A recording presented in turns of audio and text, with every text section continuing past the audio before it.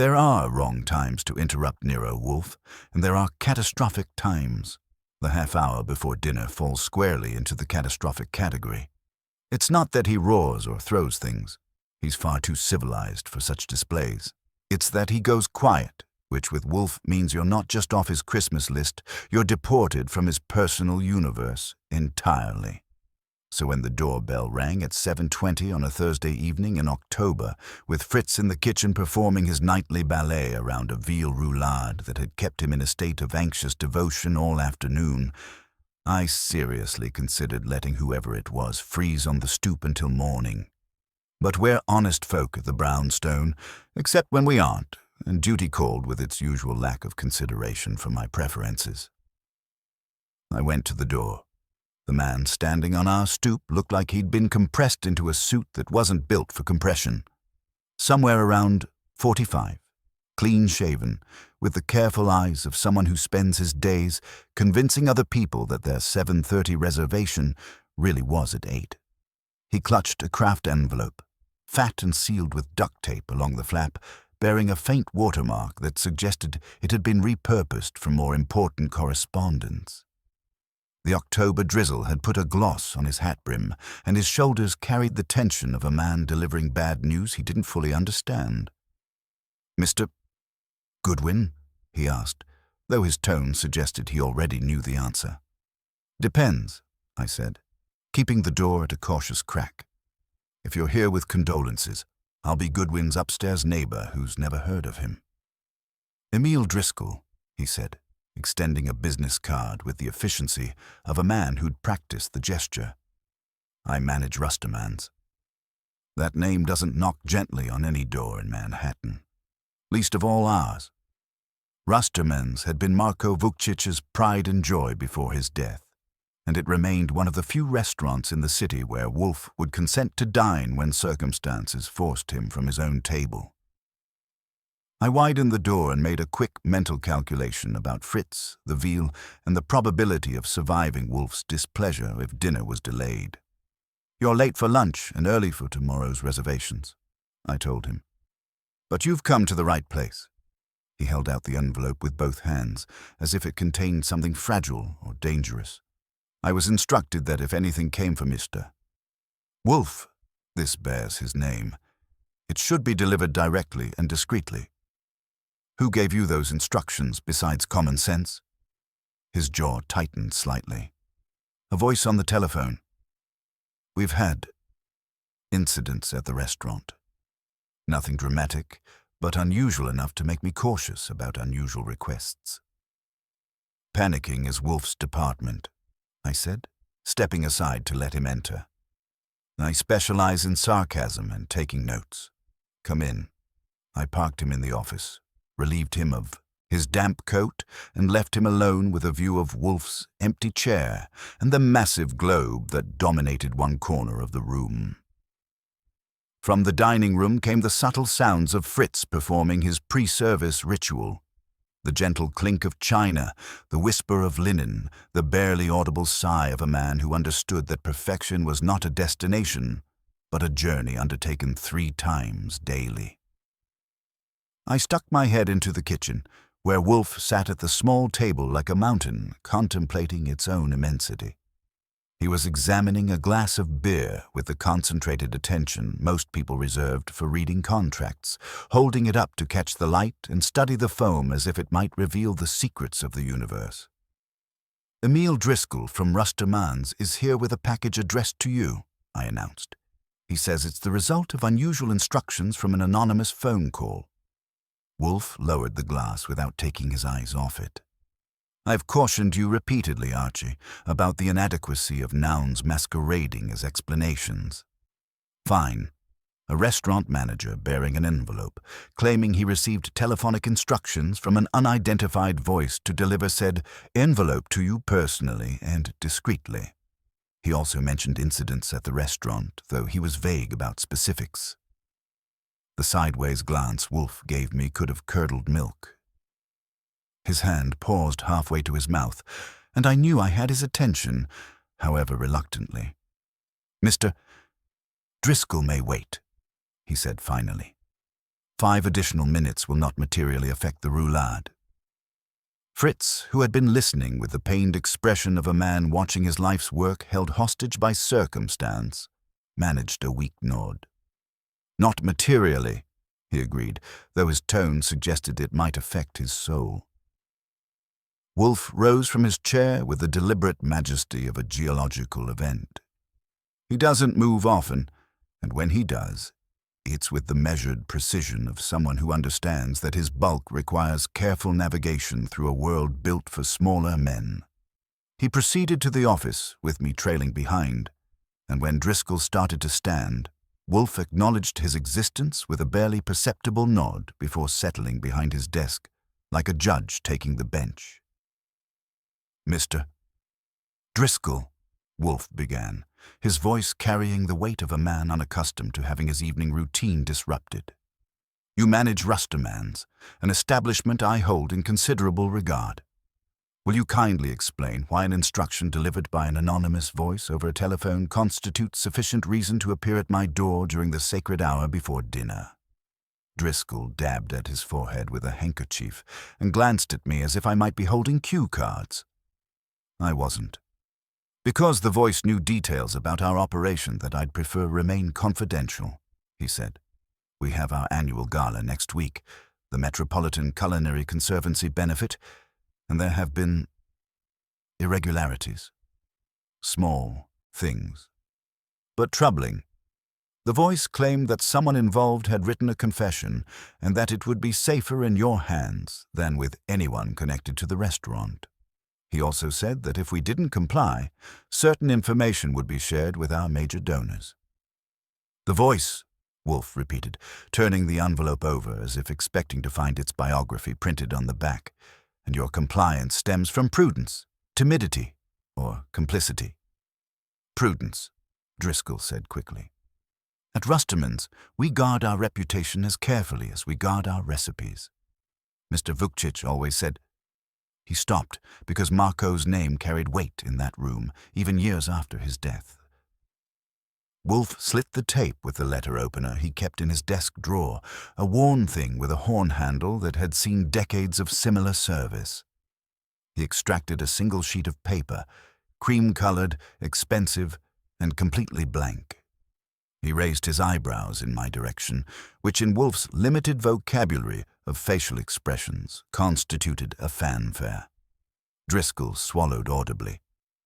"That's the unusual part," he said. "According to the voice, what's written there won't show under normal light." Indeed. Wolfe was not given to theatrical expressions, but the corners of his mouth twitched in what might have been amusement, if you knew where to look for it. "Mr. Goodwin." I took the sheet and examined it with the thoroughness it seemed to demand. It had the faint scent of citrus, lemon, unless my imagination was getting the better of me. The surface showed a subtle texture that invited closer inspection, and there was a tiny imperfection near one corner where something sharp had made contact and thought better of it. Along the top edge, I could detect the residue of adhesive, suggesting it had been clipped or masked at some point during its creation. "Who's confessing to what?" I asked Driscoll. "Don't tell me the soufflé has been a fraud all these years." He was too tense to appreciate my wit. "Sabotage," he said. "Small things, but persistent. A saffron shipment that was quietly replaced with inferior product. A sauce base that was oversalted, nearly ruining a private dinner before we caught it during tasting. Orders held at the pass for inexplicable delays. Nothing dramatic enough to create a scene, but in aggregate, enough to make me hire additional kitchen supervision and lose sleep." Wolfe shifted in his chair, a movement that registered on the seismograph of my attention. When he's annoyed, the air pressure in the room changes. "And you refrained from involving the police because Rustermans cannot afford to be a headline for anything other than culinary excellence," Driscoll said with the conviction of a man who had rehearsed that line. I handed the paper back to Wolfe, who laid it flat on his desk and touched both edges as if he could coax its secrets through osmosis. "Who informed you that this document contained a confession?" The voice on the phone. He called this afternoon, asked for the manager, and explained that the person responsible for our troubles had written a statement. He said the writer had chosen you as the custodian, and that I should deliver whatever arrived at the restaurant directly to your house. He also said, and this will sound theatrical, that if the document were mishandled, you would know, and that I should relay those exact words. The temperature in the room seemed to drop a degree or two. Wolfe rotated his massive head to look at me, then back at Driscoll, and then, because he enjoys being dramatic when the mood strikes him, he said nothing for a full 20 seconds. The mantel clock filled the silence with its steady commentary on the passage of time. "At what hour did this voice contact you?" Wolfe asked finally. 4 o'clock. The envelope arrived by messenger at 5:30. I came here immediately. You examined the contents at the restaurant? Driscoll's ears reddened. I did. I lifted the flap. The tape you see is my edition. Saw the blank sheet and resealed it. Given our recent difficulties, I wanted to verify it wasn't some sort of prank. Yet you made no attempt to reveal the invisible writing. No, sir. It seemed presumptuous. If this truly is a confession, it should be read by the person it was intended for. Wolfe studied the paper again, and his hands went still in a way that told me dinner could wait indefinitely. I'd seen that stillness before. It meant his mind had shifted into a gear most people don't possess. Archie, he said without looking up, please obtain a saucer, a candle, the bottle of iodine from the medicine chest, and a small brush. Also request Fritz's iron, if he can bear to part with it temporarily. And bring my magnifying glass. Should I also warm up a crystal ball and call a séance? I asked, but I was already moving. When Wolfe requests specific items with that particular tone, you don't debate the wisdom of the request. Fritz, when informed that his iron might be used on paper instead of linen, suffered visibly but surrendered the implement with the stoicism of a man who had learned to accommodate genius. I collected the other items and returned to find Driscoll watching Wolfe with the fascination of someone witnessing a religious ceremony. Wolfe lit the candle and positioned it at the corner of his desk. Your hand, Archie.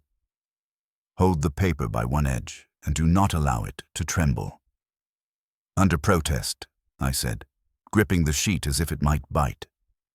He cupped his hand around the flame and guided the paper toward the heat. Anyone who spent a misspent youth experimenting with invisible ink knows that lemon juice browns when heated, and I watched the blank surface with the anticipation of a man waiting for a photograph to develop. There, a faint line, no thicker than a hair, darkening across the top third of the page. My God, Driscoll whispered, louder than either of us would have recommended in a room containing open flame and priceless books. Wolfe silenced him with a look and moved the paper to heat another section. More lines appeared, like shy creatures emerging after rain. We allowed it to cool, and Wolfe applied the iron, set to its lowest setting, and wrapped in thin muslin that Fritz had provided with the air of a man consigning a relative to surgery. When he lifted the iron, we had legibility, assuming you defined that term generously. Wolfe reached for his magnifying glass and read without moving his lips, a habit he'd developed specifically to irritate me when he felt the world needed more irritation. I was preparing to suggest that perhaps the microorganisms in his digestive system would appreciate sharing the information when he set down the glass and spoke. Fascinating, he said, his tone suggesting he'd found something more interesting than he'd expected. The moral coward's flourish, executed with considerable skill. He looked up at Driscoll.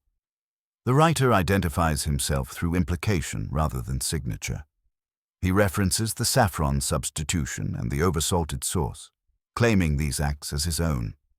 His stated motive combines personal grievance with what he terms necessary correction of systemic corruption. He promises that his efforts will culminate at your gala in what he calls a demonstration that will illuminate truth. He also suggests, with admirable arrogance, that he has been driven to these measures by your collective obtuseness. Driscoll gripped the arms of his chair.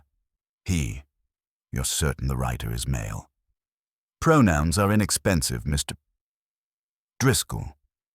The phrasing suggests someone fond of manifestos and possessed of a considerable ego. It could be a man, a woman, or a particularly pretentious cookbook with delusions of grandeur. What kind of demonstration? Driscoll asked. We have the menu finalized, the staff assigned, the seating arranged. I can't imagine. Wolfe raised a hand to halt the flow of logistical anxiety.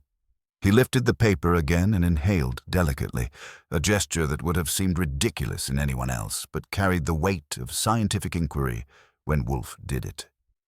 This was written with a common household reagent, lemon juice, most likely, then heated to develop the initial writing, and subsequently rewritten or reinforced with the same substance. The faint iodine residue suggests the writer tested the process beforehand.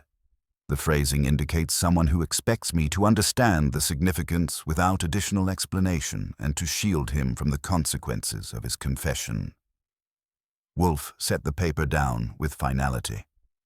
Mr. Driscoll, who among your staff, suppliers, and temporary contractors for the gala knows of my connection to Rustamans? Driscoll blinked. Everyone, I should think. You dine with us regularly, and your friendship with Mr. Vukcic was well known. Some of the senior staff, Felix, Paolo, speak of you with something approaching reverence. Felix Brennan, Paolo Savarese. Wolfe spoke the names as if testing their weight. He folded the confession with the care he usually reserved for rare manuscripts and placed it in his desk drawer. You were correct to bring this to me, Mr. Driscoll. You were also wrong to bring it. Driscoll looked like a man who had just been told he'd won and lost the lottery simultaneously. Wrong? Yes. By serving as messenger, you have made yourself a participant in this enterprise rather than merely its victim. Your restaurant is no longer simply the theater for someone's grievances. It has become complicit in their resolution. But regret is unproductive. Archie. Yes, sir, I said, recognizing the tone that meant I was about to become very busy. Escort Mr. Driscoll to the front room and obtain from him a comprehensive list, all personnel associated with the gala's preparation, including staff, sponsors, suppliers, donors, consultants, and anyone else who might have access to the kitchens or wine cellar. Include shift schedules, delivery times, and any recent hirings or departures. Be thorough. Driscoll made a sound like a man finding oxygen in a burning building. You'll take the case. Wolfe's jaw moved slightly from side to side, his version of a vigorous workout. I will consider it, he said, which meant he already had. Mr. Driscoll, you will tell no one of your visit here. If questioned, you may say you paid a courtesy call on an old patron. You will accept no further communications from anonymous voices. If such a voice calls again, you will inform it that hell has a waiting list, and it should take a number. Yes, sir, Driscoll said, looking like a man who had just been handed both a life-preserver and a compass in a storm. As I led him to the front room to extract his list, I wondered what had really hooked Wolfe's interest. It wasn't the anonymity. He received enough anonymous correspondence to wallpaper the brownstone. It wasn't the moral implications, though those made for good after-dinner conversation. It was the audacity of someone using his name as a shield while planning to disrupt an institution he respected, in a place where he expected to dine in peace. In Wolfe's universe, that constituted a declaration of war, and in my experience, when Nero Wolfe went to war, even against an enemy armed with nothing more than invisible ink and a grudge, the outcome was never in doubt. The only question was how much collateral damage there would be before the smoke cleared. By the time I'd wrung every last detail from Emil Driscoll's anxious brain and dispatched him back into the October drizzle, Fritz had performed what could only be described as culinary heroics. The veal roulade had survived its extended wait in a state that Wolfe deemed acceptable, though Fritz's expression suggested he was composing a strongly worded letter to the patron saint of punctual diners. Wolfe consumed his meal with the methodical attention he brought to all serious endeavors, pausing occasionally to make small sounds of approval that served as Fritz's reward for maintaining excellence under duress. The familiar ritual of dinner restored some normalcy to the brownstone, though I could sense an undercurrent of anticipation that hadn't been there that morning. When the last morsel had been consumed and the final sip of wine contemplated, I placed Driscoll's comprehensive list beside his coffee cup. 37 names, I announced. Kitchen staff, servers, management, suppliers, sponsors, and what Driscoll calls culinary consultants, which I assume means people who get paid to taste things and nod thoughtfully. The gala is next Thursday, 6 days from now. 250 guests, 7 courses, wine pairings that cost more than my car, and enough collective ego to power the subway system. Wolfe glanced at the list without touching it, as if it might contaminate his fingertips. The Metropolitan Culinary Conservancy, he said, pronouncing each syllable with the precision of a man identifying a particularly unpleasant species of insect. An organization dedicated to preserving traditional cooking methods while simultaneously charging obscene prices to watch other people eat. We moved to the office, where Wolfe settled behind his desk like a judge returning to chambers. He retrieved the confession from his drawer and spread it flat under the desk lamp, studying the now visible text with renewed interest. The handwriting suggests someone educated but not scholarly, he observed. The letter formations are careful without being artistic. The spacing indicates deliberation rather than natural flow. This was written slowly by someone unaccustomed to the process of composition, or someone trying to disguise their natural handwriting, I suggested. Unlikely. Disguised handwriting typically shows signs of effort in unexpected places, overcompensated loops, unnatural slants, inconsistent pressure. This appears to be someone's natural hand, employed in an unnatural circumstance. He examined the paper's surface again. The indentations suggest the writer pressed firmly, as if the physical act of writing carried emotional weight. No false starts, no crossed-out words, no evidence of revision. Either this was copied from a draft, or the writer knew precisely what he intended to say. I studied Driscoll's list while Wolfe contemplated the philosophical implications of invisible ink. 3 names stand out from what Driscoll told me. Felix Brennan, the head chef, 20 years at Rustermann's, started under Marco, known for his temper and his loyalty. He's the one who caught the oversalted sauce. Paolo Savarese, the maître d', smooth as silk, handles all front-of-house logistics, including the gala seating. And Sylvie Dubois, the sommelier, relatively new, only 2 years, but she noticed the saffron substitution. All 3 possessed the knowledge necessary for such sabotage, Wolfe mused. More importantly, all 3 would have reason to feel proprietary about Rustermann's reputation. The language of the confession, systemic corruption, collective obtuseness, suggests someone with a sense of entitlement to judgment. So we bring them in for interviews? Not simultaneously. That would be inefficient and too direct. We seek clarification, not confrontation. Begin with Monsieur Brennan tomorrow morning at 9. His position as head chef suggests both opportunity and motive. Then Savarese at 10. His oversight of service gives him a different perspective. If time permits, the sommelier at 11. The next morning, after Fritz's breakfast had restored my faith in the possibility of perfection in an imperfect world, I made the calls. Brennan was gruff, but agreed to 9 o'clock. This better be important, Goodwin. We're prepping for the gala. Savarese was all charm and careful curiosity, accepting 10 o'clock with old-world courtesy. Sylvie Dubois spoke with precise English, touched by a musical French accent, agreeing to 11 with cool professionalism. Felix Brennan arrived promptly, a burly man whose chef's whites couldn't quite contain his personality. His hands bore the scars of 20 years wielding knives and managing hot metal, and he carried the faint, pleasant aroma of garlic and fresh herbs. He looked around the office with the wariness of a man entering unfamiliar territory, his eyes lingering on Wolfe's book collection as if trying to decode their culinary relevance. "Monsieur Brennan," Wolfe began, his voice carrying the weight of a man unaccustomed to having his morning routine disrupted. "I understand you have encountered certain anomalies in your kitchen recently." "Anomalies?" Brennan's laugh held no humor. "Sabotage, mister."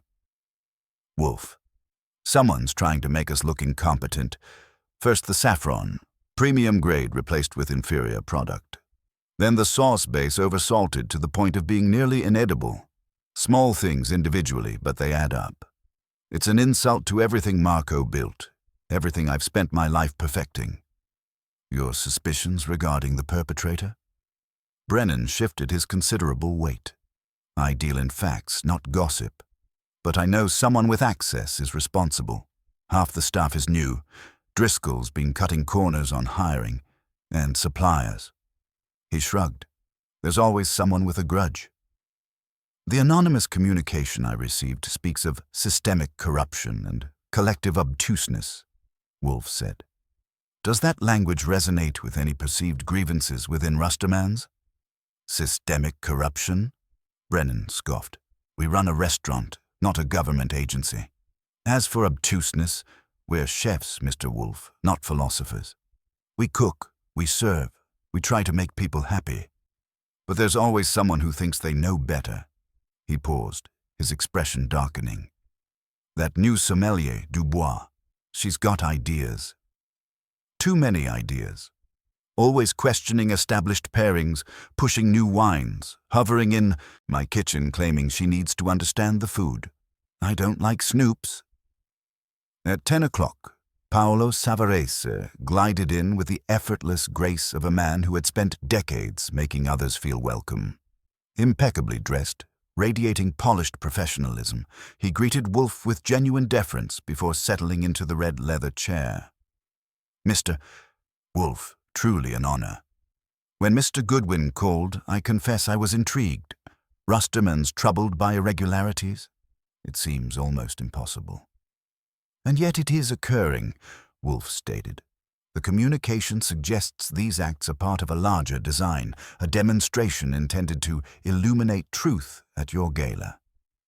Savarese's practiced smile tightened almost imperceptibly. "A demonstration? How theatrical. What truth could possibly need illuminating at Rustermans? We are transparent, Mr. Wolfe. Our practices are above reproach, unless someone harbors a personal vendetta. Who might harbor such feelings?" "The list is long," Savarese said with a diplomatic shrug.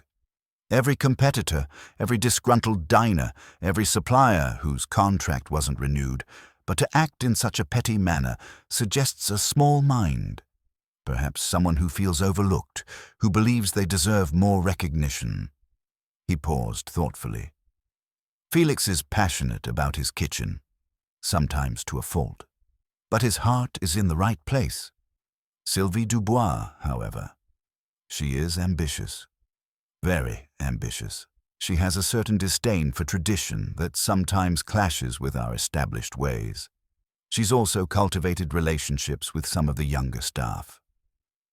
Before I could schedule the interview with Dubois, the phone rang. I answered with professional efficiency, expecting a routine call. "Nero Wolfe's office. Archie Goodwin speaking." "Mr. Goodwin." The voice was male, carefully modulated, with a slight electronic distortion that suggested deliberate disguise. "I trust Mr. Driscoll delivered my message." I covered the mouthpiece and caught Wolfe's attention. He nodded once and moved to the extension. "He delivered an envelope containing what appeared to be a blank piece of paper," I said. "If that constitutes a message, your communication skills need work. The paper is not blank, as you've undoubtedly discovered by now." I chose Mr. Wolfe as my confessor because his reputation suggests he understands the difference between justice and law. I hope that understanding extends to protecting someone who seeks to correct a significant wrong. In the background, I could hear the distant clatter of kitchen activity, pans, voices calling orders, the hum of refrigeration units. He was calling from a restaurant, quite possibly Rusterman's itself. What kind of wrong?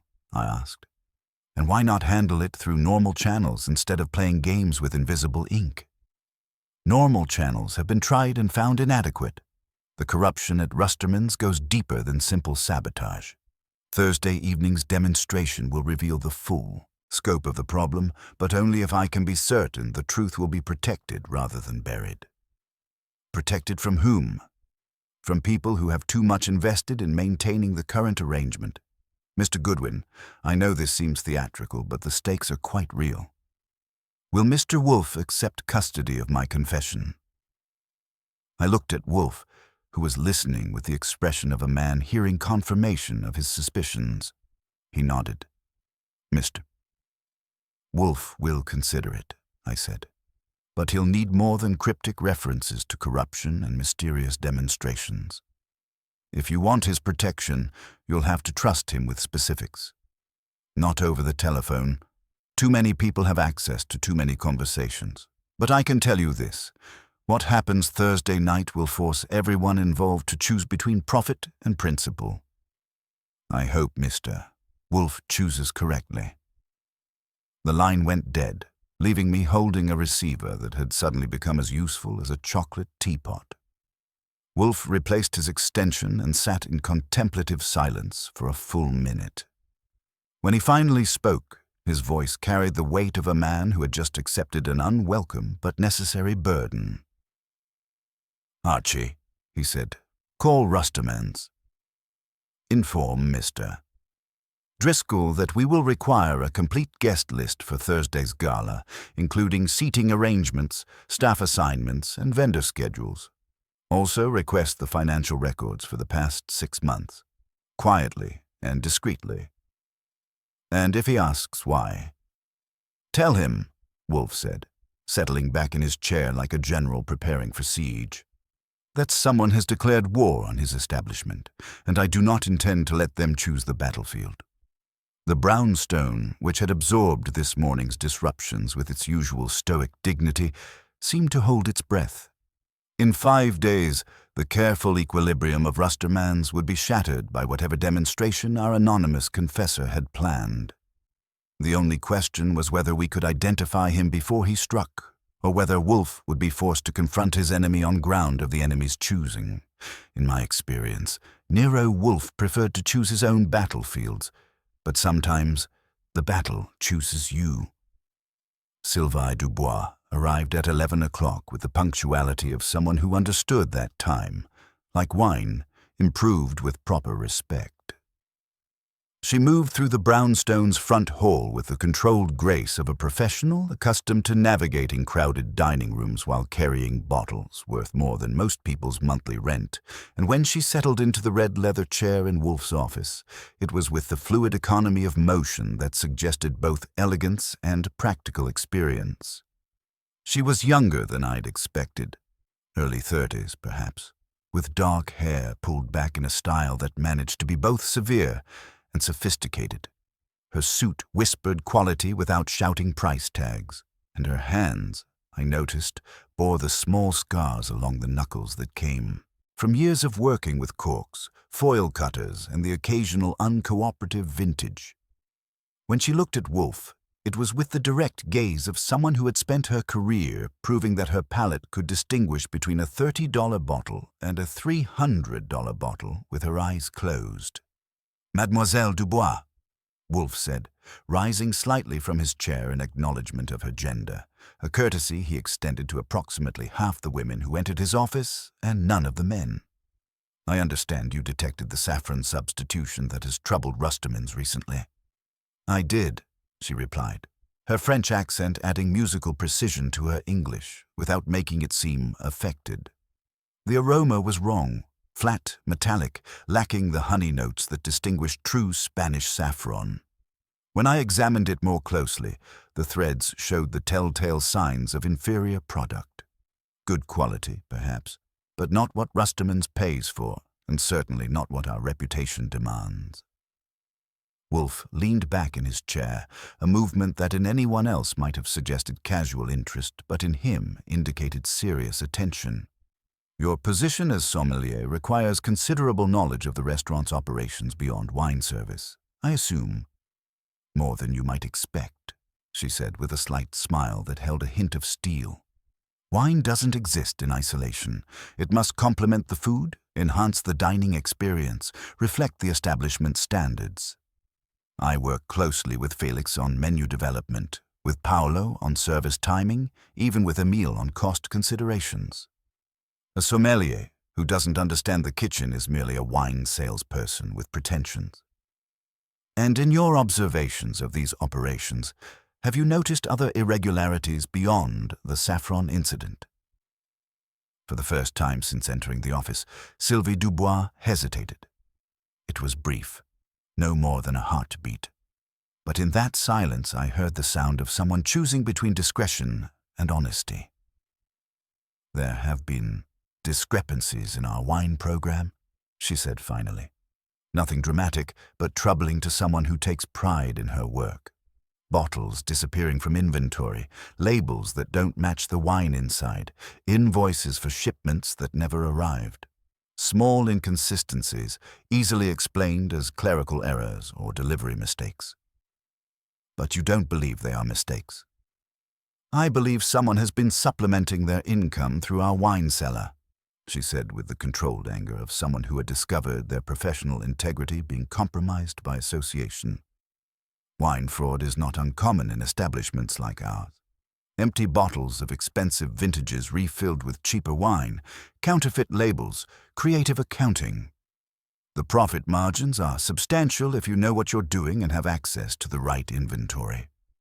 Wolfe's massive head tilted slightly, as if he were listening to music only he could hear.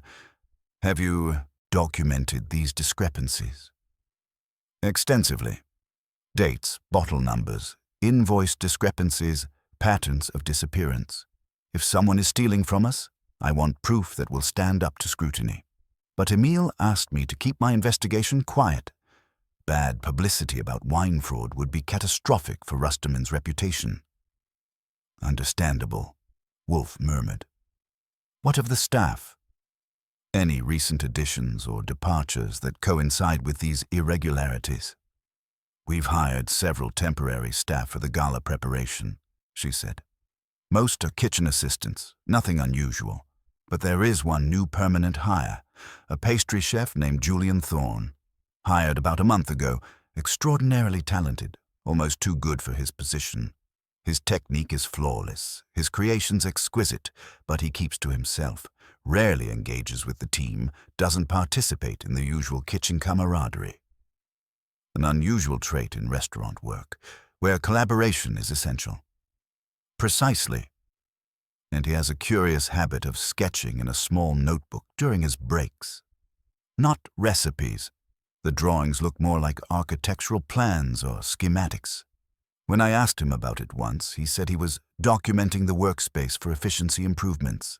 It seemed overly analytical for a pastry chef. I made a note about Julian Thorne and his architectural interests. In my experience, people who sketched floor plans during their coffee breaks were either planning renovations or planning something else entirely. After Sylvie left, trailing the faint scent of expensive perfume and professional determination, I found Wolfe examining the financial records Driscoll had provided with the expression of a man reading a particularly dense philosophical treatise. The saffron supplier, he said without looking up from the ledgers. Rustaman's usual source is listed as Saffron Gold. Long-standing relationship, premium product, premium price. But this recent purchase came from Spice Emporium. Substantial quantity, significantly lower price per pound. A considerable saving for Mr. Driscoll's budget. A saving that nearly cost them their reputation when the inferior product was detected. Indeed. But consider the implications. Someone with intimate knowledge of Rusterman's supply chain arranged this substitution.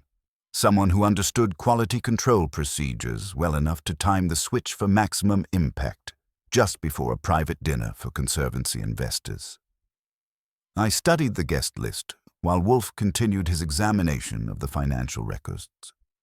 The Metropolitan Culinary Conservancy's board of directors read like a who's who of New York's food industry elite, but one name caught my attention because Driscoll had circled it in red ink.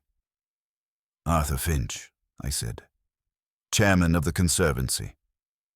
Why is his name highlighted?"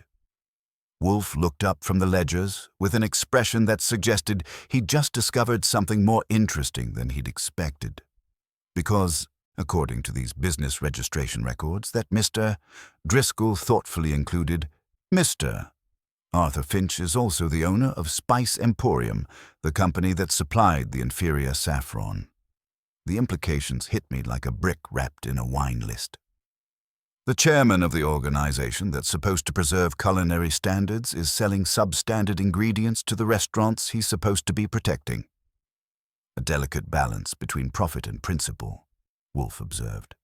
If the saffron substitution were to become public knowledge, it would reflect poorly on both his business interests and his charitable endeavors. Our anonymous confessor's reference to systemic corruption begins to take on clearer meaning. The phone rang before I could fully digest this revelation. I answered with professional efficiency, expecting routine business. Nero Wolfe's office, Archie Goodwin speaking. "Mr. Goodwin." The voice was male, carefully modulated, with the same electronic distortion I'd heard before. "I trust you've been making progress in understanding the scope of the problem." I covered the mouthpiece and caught Wolfe's attention. He moved to the extension with surprising speed for a man of his bulk. "We've been conducting interviews," I said, "but we're still waiting for you to explain what kind of demonstration you're planning for Thursday night. The kind that will force everyone involved to choose between maintaining profitable lies and acknowledging uncomfortable truths," the voice replied. "Mr.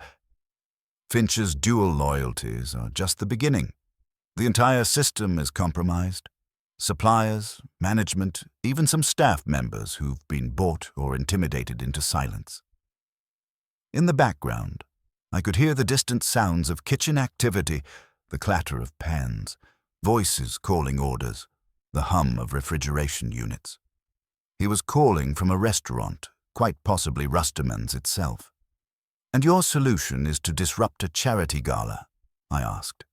"My solution is to illuminate the corruption in a way that cannot be ignored or covered up. The gala provides the perfect audience, donors, critics, industry leaders, all gathered in one place. When they see what I have to show them, they'll understand that their trust has been betrayed." "Show them how?" Wolfe interjected, his voice carrying the weight of a man unaccustomed to theatrical promises. "Through the wine, Mr. Wolfe. Wine tells stories, and Thursday night it will tell the truth. The bottles being served at the gala contain more than vintage and terroir. They contain evidence. Evidence that will become visible under the right conditions at the right moment." The line went dead, leaving us with more questions than answers and the uncomfortable certainty that we were running out of time to prevent whatever revelation our anonymous confessor had planned. Wolfe replaced his extension and sat in contemplative silence for a full minute. When he finally spoke, his voice carried the weight of a man who had just accepted an unwelcome but necessary burden. "Archie," he said, "call Saul Panzer. Request his services for the remainder of the week. Also inform Mr. Driscoll that we will require complete access to Rusterman's wine cellar and inventory records tomorrow morning. And Archie, yes, tell him to assign no one to work alone in the wine cellar until further notice. If someone intends to use wine as a medium for revelation, they will need access to the bottles before Thursday evening. We will not make their task easier by providing unsupervised opportunities." As I reached for the phone to make the calls, I couldn't shake the feeling that we were walking into the middle of someone else's carefully orchestrated performance, with no script and no idea when the final act would begin. But at least we were beginning to understand the stage, the players, and the stakes. In 5 days, the careful equilibrium of Rustamans would be shattered by whatever demonstration our anonymous confessor had planned. The only question was whether we could identify him and stop him before he turned Thursday night's gala into a very public reckoning with some very private sins. In Nero Wolfe's universe, that constituted a declaration of war. And in my experience, when Wolfe went to war, the outcome was never in doubt, only the collateral damage. Saul Panza arrived at the brownstone Thursday morning with the quiet efficiency that made him invaluable for delicate operations. He settled into the yellow chair with the understated presence of a man who could blend into any crowd while missing nothing that mattered. When Wolfe summoned Saul, it meant the case had moved beyond simple interviews into the realm of active investigation. The network revealed. The corruption at Rustamans extends beyond simple ingredient substitution, Wolfe began, consulting the financial records spread across his desk. Mr. Arthur Finch has constructed an elegant web of conflicts of interest. As chairman of the Metropolitan Culinary Conservancy, he champions culinary excellence while simultaneously profiting from its compromise through his ownership of multiple suppliers. I'd spent the previous evening tracing the connections, and the pattern was as clear as it was damning. Finch owns Spice Emporium, plus silent partnerships in 3 other suppliers: produce, seafood, and specialty oils. His businesses have been gradually capturing more of Rusterman's purchasing over the past year. Marcus Webb, the assistant manager who approves many of these orders, is Finch's nephew. Elena Vasquez, who oversees inventory and would notice discrepancies, received a substantial salary increase 6 months ago. Saul made notes with mechanical precision, his expression revealing nothing beyond professional interest. A vertical integration of fraud, he observed. What about access to the wine cellar where our confessor plans his demonstration? 7 staff members possess keys, Wolfe replied, including Julian Thorne, the pastry chef whose architectural sketches suggest an unusual interest in the gala's logistics. You will accompany Archie to Rustamans this afternoon. Your task is to examine the wine designated for tonight's gala and document any evidence of tampering. Descent into the cellar. Rustamans' wine cellar possessed the kind of reverent atmosphere that made even skeptics lower their voices. The air carried the complex perfume of aging grapes, oak, and time itself. Thousands of bottles resting in climate-controlled racks, each awaiting its moment of transformation from investment to experience. The lighting was deliberately subdued, creating pools of illumination that made the space feel like a cathedral dedicated to the worship of fermented excellence. Driscoll led us to the section containing the gala selections, his anxiety evident in the way he handled the wine list. All bottles were selected by Mademoiselle Dubois and approved by the Conservancy Board. They're scheduled for decanting this afternoon.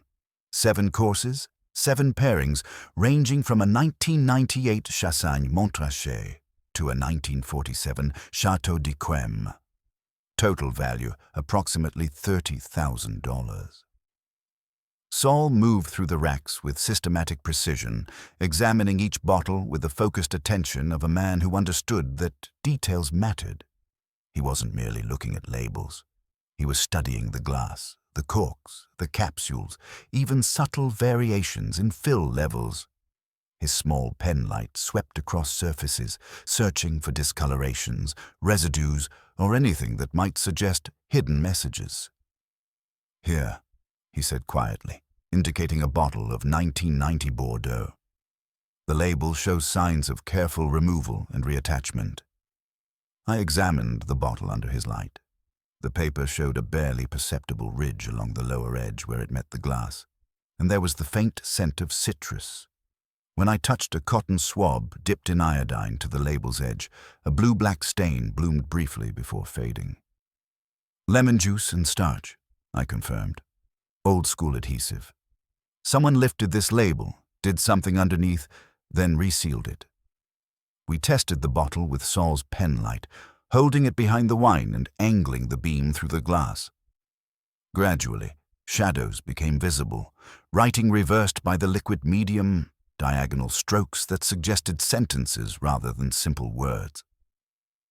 "The confessor's message," Saul observed. "Invisible until the wine level drops during decanting. With candlelight and the right angle, half the room will see it." The workshop discovery. In a secluded corner of the cellar, we found evidence of recent activity: a temporary workbench equipped with precision tools, a fine artist's brush, a small spray bottle, and a crumpled napkin bearing dried citrus residue. The setup suggested delicate, methodical work rather than routine maintenance. "Someone's been practicing," I said, examining the spray bottle. The nozzle was designed for fine misting, and traces of lemon juice lingered in the mechanism. Our investigation was interrupted by footsteps on the stone stairs. Julian Thorne appeared, carrying a tray of elaborately decorated petit fours. His surprise at finding us seemed genuine, but there was something calculated in his quick recovery. "Mr. Goodwin, Mr. Panzer," he said, his voice soft but controlled. "I was bringing samples for Mademoiselle Dubois to pair with the dessert wines. I hope I'm not intruding." "Not at all," I replied, noting how his eyes flicked toward the workbench. "Impressive pastries." "You spend much time down here?" "Only for consultations with Sylvie about pairings. Sometimes, when the kitchen gets hectic, it's a quiet place to think." He gestured toward the workbench with studied casualness. "That's just equipment I was using for a new sugar work technique. Requires very fine application." Saul's expression remained neutral, but I caught his subtle examination of Thorne's hands. Clean, but with faint yellow stains near the cuticles that suggested recent citrus contact. The small notebook protruding from his apron pocket looked well worn, filled with more than pastry recipes. After Thorne departed with nervous efficiency, Saul and I completed our examination. 15 bottles showed evidence of label tampering, all destined for the high-profile tables where Conservancy board members and major donors would be seated. The confessor's call. Back at the brownstone, as Wolfe digested our report over his afternoon beer, the phone rang with familiar timing. The electronically distorted voice had become a regular, unwelcome guest in our investigation. "I trust you've discovered the extent of the preparation," the voice said after I'd signaled Wolfe to pick up the extension. "We've found evidence of label tampering and citrus residue," I replied. "But we still don't understand how you plan to expose fraud without destroying Rusterman's reputation in the process." "The demonstration will distinguish between authentic excellence and profitable deception," the voice replied. "The bottles contain more than wine. They contain truth that will become visible when exposed to the proper conditions. Heat activates certain chemical compounds I've introduced, creating color changes that will be unmistakable to anyone present." Wolfe leaned forward slightly. His interest sharpened. "You've chemically altered the wine itself." "Not altered. Enhanced. A harmless additive that reacts differently with authentic vintage wines versus cheaper substitutes. Under normal conditions, it remains invisible. But when the bottles are warmed for optimal serving temperature, the evidence will reveal itself. Authentic wines will remain unchanged, but the counterfeits will display unmistakable color alterations." "And you expect this theatrical revelation to accomplish what exactly?" I asked. "Justice requires witnesses. Mr. Goodwin, the people who've been profiting from systematic fraud, have counted on silence and complicity. Tonight, they'll discover that some secrets refuse to stay hidden." Strategic positioning. After the call ended, Wolfe sat in contemplative silence, his massive frame motionless except for the slight movement of his jaw, a sign of serious mental activity. "The confessor has revealed more than he intended," Wolfe finally said. "His method requires advanced preparation, access to the bottles, and knowledge of the serving sequence. More importantly, it requires someone with sufficient chemical expertise to create a heat-activated indicator system. Julian Thorne fits the profile, I observed. Recent hire, overqualified for his position, access to the cellar and the workbench suggests he's been testing his methods. Indeed. But we must consider the possibility that he is merely the instrument, rather than the architect of this demonstration. The corruption network involves multiple players, and our confessor may be someone with broader knowledge of the fraud scheme. Saul, who had been listening with characteristic intensity, spoke for the first time since returning from the restaurant. The bottles are in place, the method is established, and tonight's service will proceed as planned. If we're going to prevent this demonstration, or control its outcome, we need to act before the gala begins. Wolfe's eyes glinted with the satisfaction of a chess player who had finally seen his opponent's strategy clearly. We will not prevent the demonstration, Saul. We will attend it, but we will ensure that when the truth is revealed, it emerges complete and unvarnished rather than filtered through someone else's theatrical interpretation. He turned to me with the expression that always meant my evening plans had just been dramatically altered. Archie, call Mr. Driscoll, inform him that we will require 2 seats at tonight's gala, preferably with a clear view of the wine service. Also request that he assign additional security to the wine storage area until service begins. And if he asks why we're suddenly interested in attending a charity dinner, tell him, Wolfe said, settling back in his chair like a general preparing for battle, that we have developed a profound interest in the intersection of chemistry and cuisine. Tonight's demonstration promises to be educational. As I reached for the phone, I couldn't shake the feeling that we were about to witness either a brilliant exposure of systematic corruption or a spectacular destruction of one of New York's finest restaurants. But at least we'd have front-row seats for whatever revelation was about to unfold. In my experience, when Nero Wolfe attended a dinner party, the evening rarely proceeded according to anyone's plan except his own. The Metropolitan Culinary Conservancy's annual gala had transformed Rusterman's private dining room into a theater of culinary ambition and social posturing. 250 guests moved through the space with the practiced choreography of people accustomed to events where networking carried equal weight with nutrition. The lighting had been adjusted to create intimate elegance, with candles flickering on each table and subtle spotlights illuminating vintage wine labels mounted like museum pieces along the walls. The stage is set, Wolfe, and I occupied a corner table with an unobstructed view of the wine service stations, positioned strategically where we could observe both the flow of bottles and the movements of staff.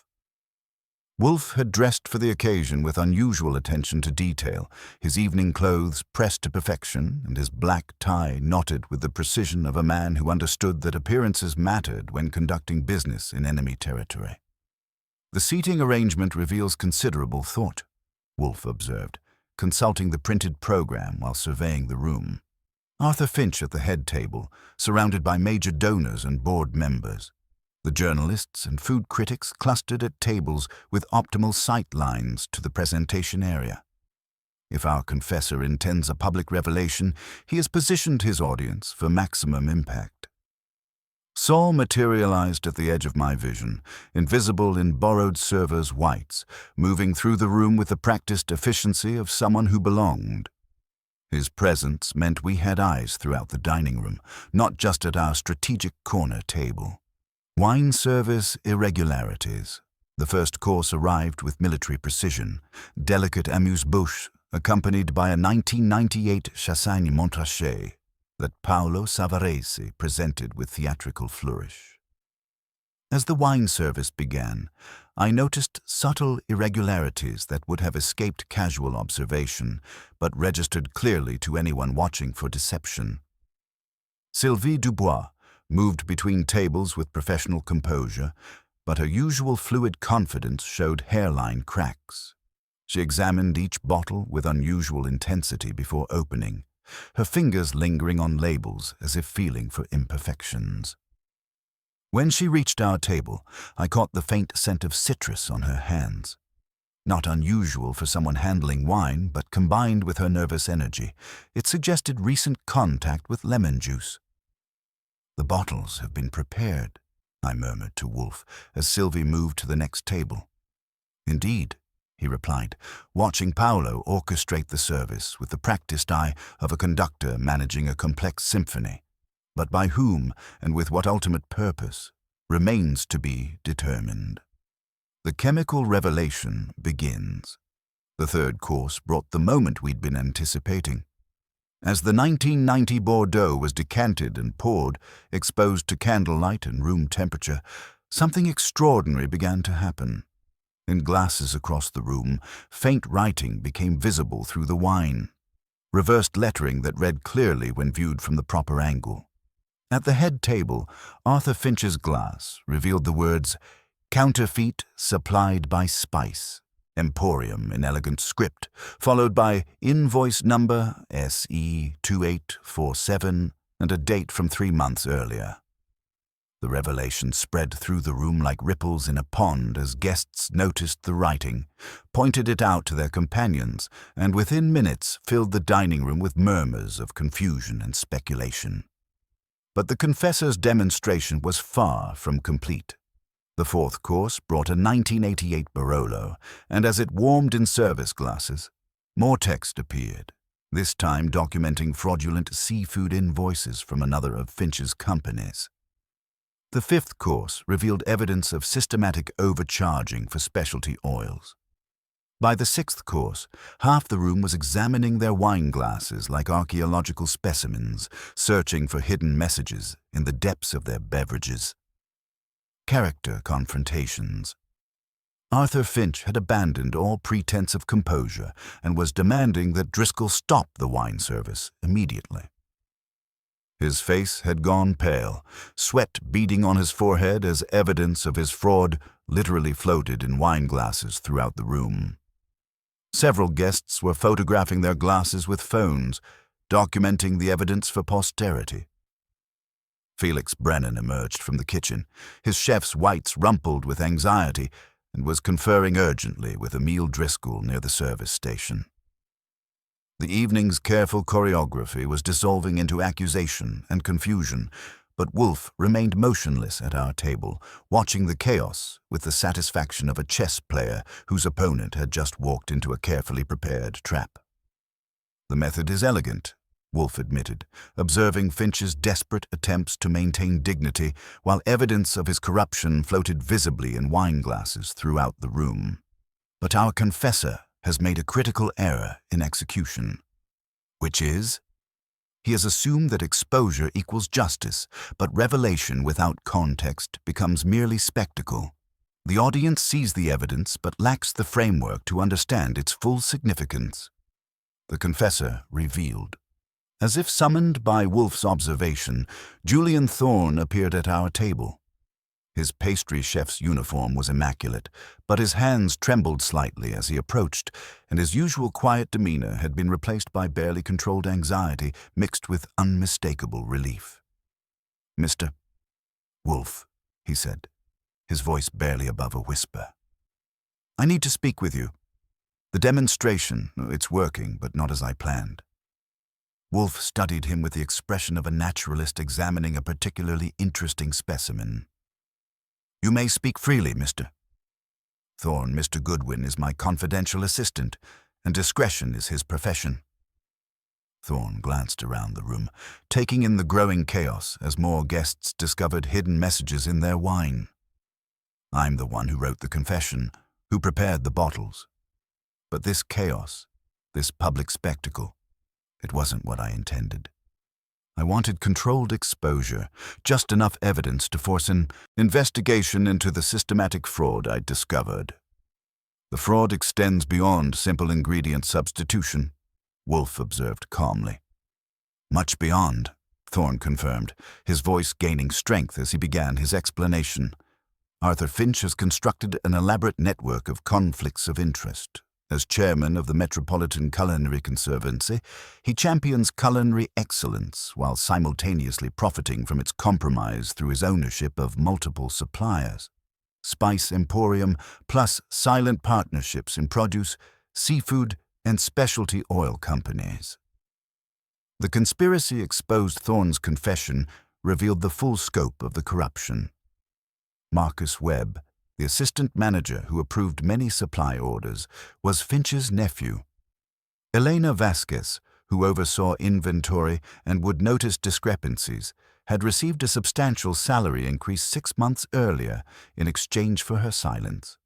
The saffron substitution, the oversalted sauce, the missing wine bottles. All were small acts of sabotage Thorne had orchestrated to draw attention to the larger fraud. "I documented everything," Thorne continued, his professional composure finally cracking under the weight of months of careful investigation. The wine fraud was the most egregious.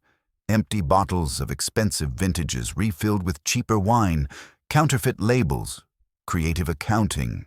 I tried to go through normal channels, but I was ignored, even threatened. "So you devised this chemical demonstration," I said. "Lemon juice mixed with a heat-activated compound that becomes visible when wine reaches serving temperature," he confirmed. "I spent weeks perfecting the technique, testing it on practice bottles." The writing was supposed to be subtle, visible only to those who knew to look for it. But someone else discovered my method. The final revelation. As Thorne spoke, the full picture emerged of not just a single saboteur, but a complex web of fraud and a desperate, methodical attempt to expose it. The brownstone had been drawn into an intricate conspiracy that extended far beyond simple ingredient substitution. It was a systematic betrayal of everything Marko Vukcic had built at Rustermans. Across the room, Arthur Finch was being questioned by police officers who had arrived to investigate the chaos. The wine service had been suspended, but the evidence remained visible in glasses throughout the dining room, a testament to one man's determination to expose corruption through chemical ingenuity and moral conviction. "Your confession accomplished its purpose, Mr. Thorne," Wolfe assured him as the evening's revelations reached their conclusion. "The corruption has been exposed, though not in the manner you originally intended. Justice, however, requires more than revelation. It requires resolution, and resolution, I believe, is now inevitable." The gala had become something far different from what anyone had planned, not a celebration of culinary excellence, but a public's reckoning with systematic fraud. The confessor's invisible ink had made visible not just individual crimes, but an entire network of deception that had threatened to corrupt one of New York's finest restaurants.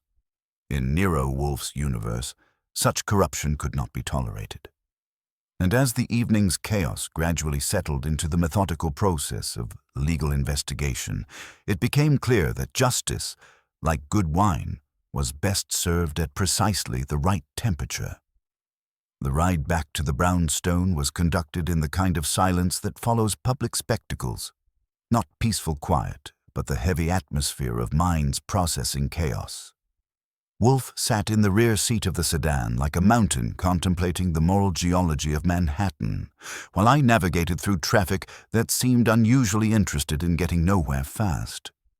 The evening's chemical revelations had transformed a charity gala into a public reckoning, but I had the distinct feeling we were still several moves away from checkmate. The sanctuary violated Fritz met us at the door with the expression of a man who had spent the evening monitoring radio reports and preparing for the worst. "The telephone has been active," he announced, helping Wolfe with his coat. "Reporters, mostly, but also a gentleman who claimed to represent Mr. Finch's legal interests. I told them all that you were unavailable for comment."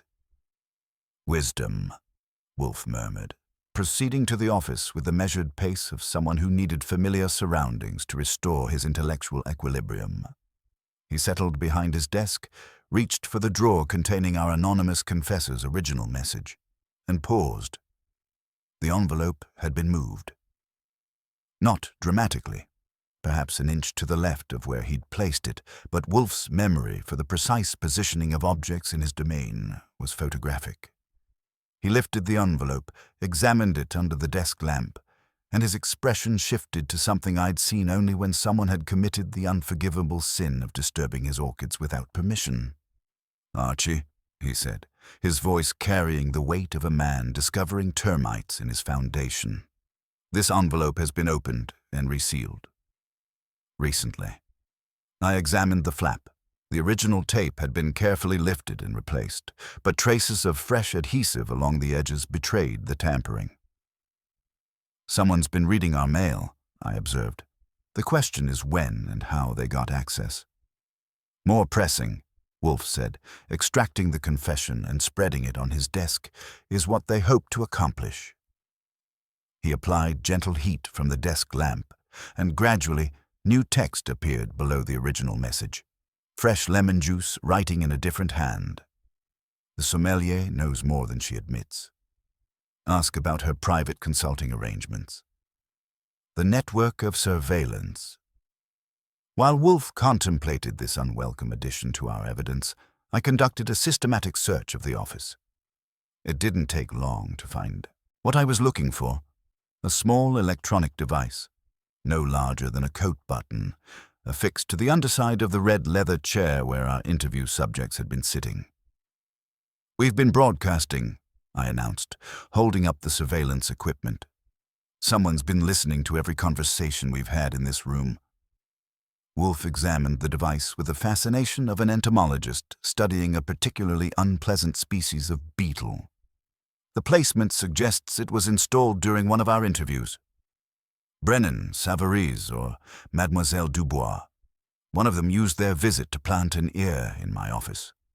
Or someone else gained access while we were at the gala," I suggested. "Fritz mentioned visitors." We summoned Fritz, who appeared with the promptness of someone who had been expecting the call. "The messenger at 8 o'clock, I said. "Describe him." "Medium height, well-dressed, carried himself like someone accustomed to good restaurants," Fritz replied. "He presented credentials from a floral service, said he had a delivery for Mr. Wolfe that required personal handling." I accepted the envelope and placed it on the hall table as instructed. "Did you leave him unattended at any point?" Fritz's face reddened slightly. "For perhaps 30 seconds while I signed the delivery receipt in the kitchen. When I returned, he was examining the books in the front room. He apologized for his curiosity and departed immediately." 30 seconds would have been sufficient for someone with preparation and purpose to plant surveillance equipment and access Wolfe's desk drawer. Our anonymous confessor had acquired a partner, someone with resources, access to professional equipment, and the audacity to violate the sanctity of the brown stone. Saul's intelligence. The telephone rang as we were contemplating the implications of our violated privacy. Saul Panzer's voice came through with the clarity of someone who had spent the evening gathering intelligence while we attended theatrical revelations. "The gala was more complicated than it appeared," he reported without preamble. "Julian Thorne's chemical demonstration was authentic, but someone enhanced it. The bottles I examined this afternoon showed evidence of additional tampering, not just Thorne's lemon juice technique, but a secondary application that amplified the visibility of the messages." "Enhanced how?" Wolfe asked, his interest sharpening. "A professional-grade chemical accelerant applied to the labels, probably within the last 24 hours. Someone with advanced knowledge of Thorne's method improved it to ensure the messages would be visible to the entire dining room, not just close observers. The result was theatrical rather than subtle.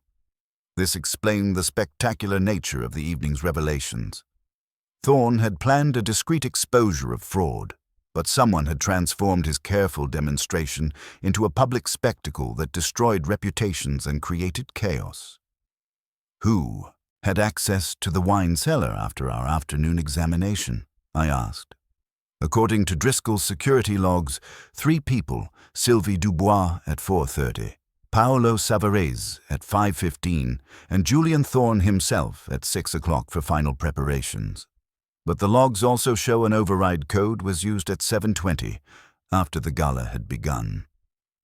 The sommelier's secret Wolfe leaned back in his chair, processing this information with the methodical attention he brought to complex problems. The postscript directing our attention to Mademoiselle Dubois suggests someone wishes to implicate her in the evening's chaos, but the timing indicates she was not the only person with access to the wine cellar.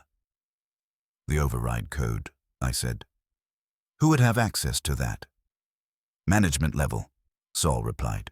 Driscoll, his assistant manager Marcus Webb, and the head of security. But the code could have been shared or compromised. We were dealing with a conspiracy that extended beyond simple fraud into active manipulation of our investigation. Someone had been monitoring our progress, enhancing Thorne's demonstration to create maximum chaos, and now attempting to direct our suspicions toward specific targets. Strategic positioning. Wolfe sat in contemplative silence for several minutes, his massive frame motionless, except for the slight movement of his jaw that indicated serious mental activity. When he finally spoke, his voice carried the weight of decision. Tomorrow morning, we will conduct a final round of interviews, he announced, but not here, where our privacy has been compromised. Rustermans will provide the setting, neutral ground where all parties can be observed and their reactions documented. All parties. Driscoll, Brennan, Savarese, Mademoiselle Dubois, Thorne, Webb, and Elena Vasquez. If Mr. Finch's counsel permits, him as well. We will also extend an invitation to whoever has been monitoring our investigation.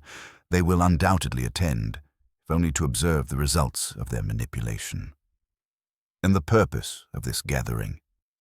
To distinguish between authentic revelation and manufactured spectacle, Wolfe said, his tone carrying the satisfaction of a chess player who had finally seen his opponent's complete strategy.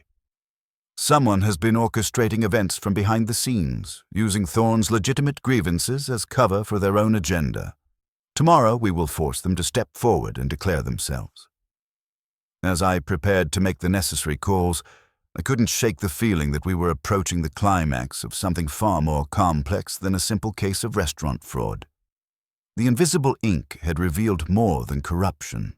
It had exposed a web of manipulation that extended into the very heart of our investigation.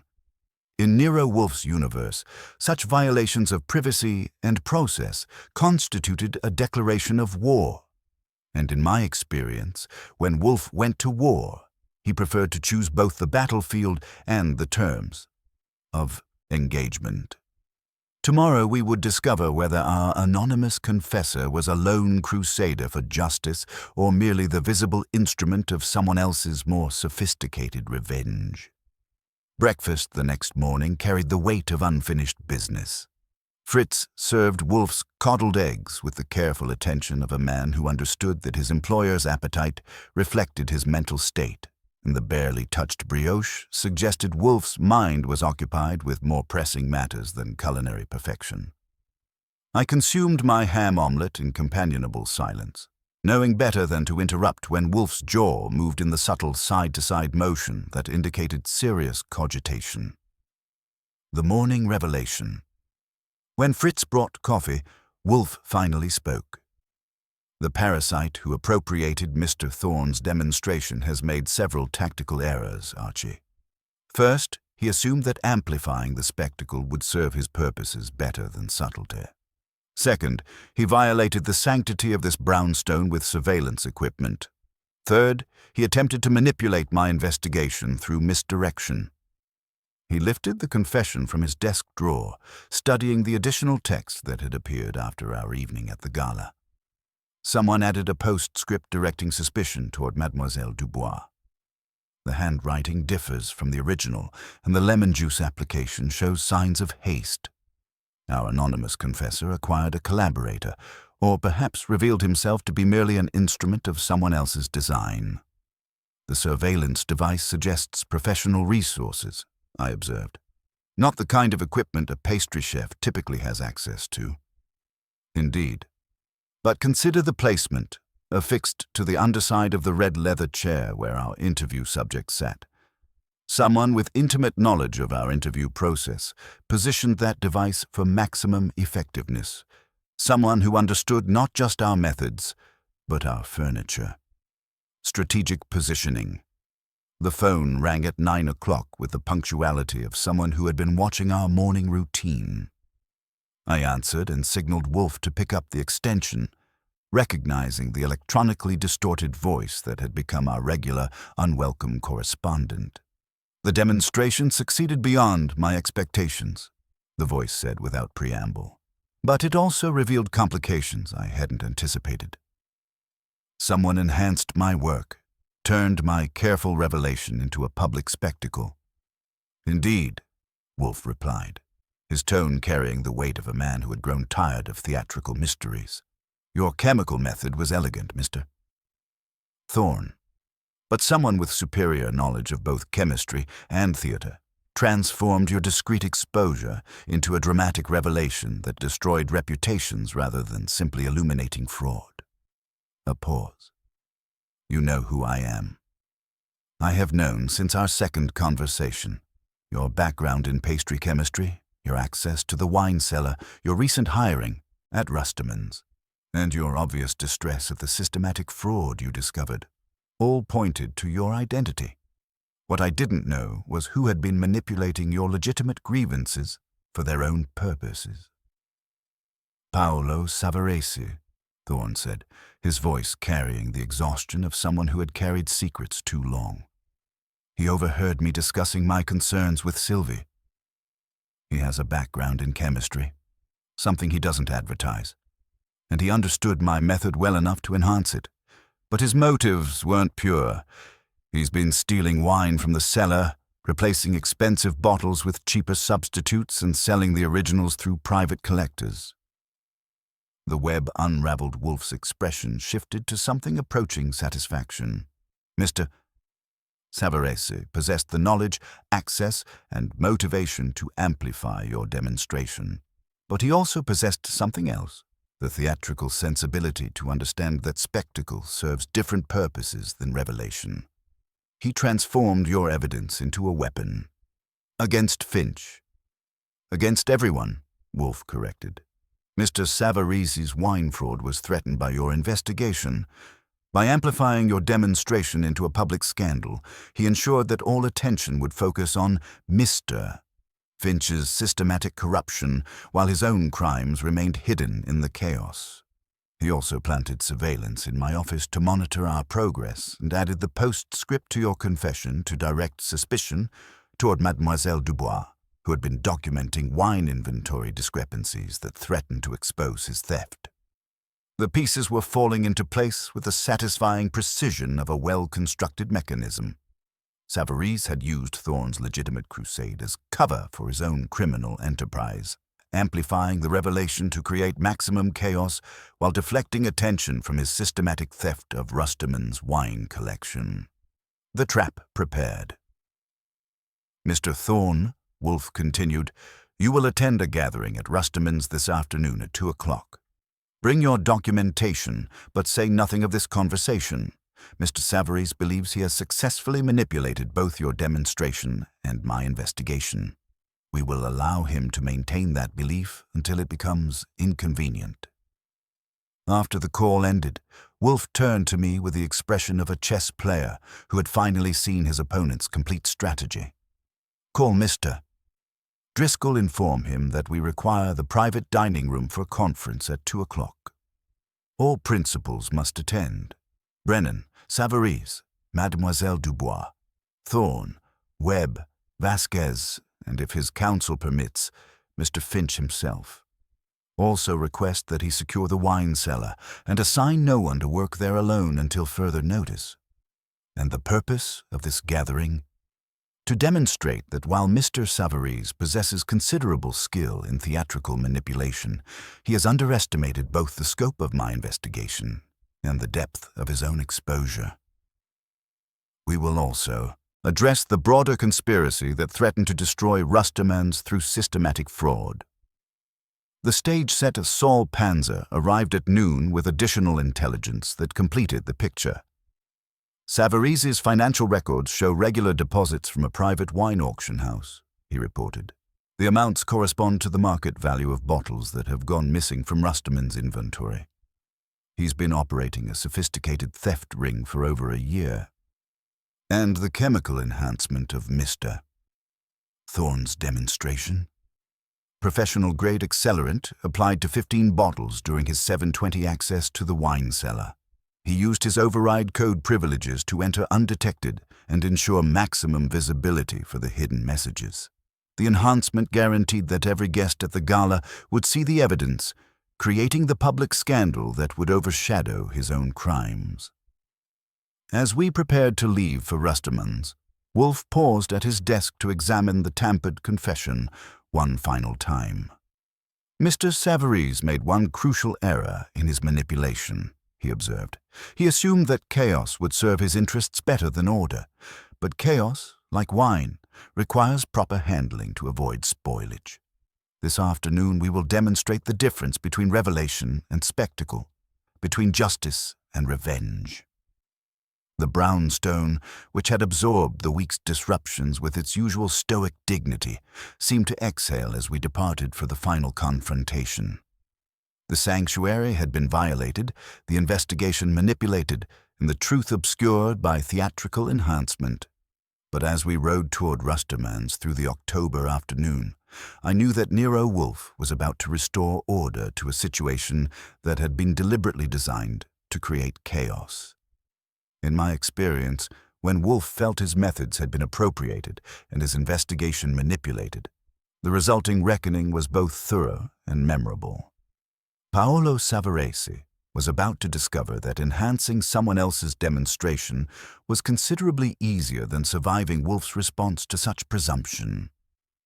The stage was set for a final act that would distinguish between authentic justice and profitable deception, between legitimate revelation and criminal manipulation.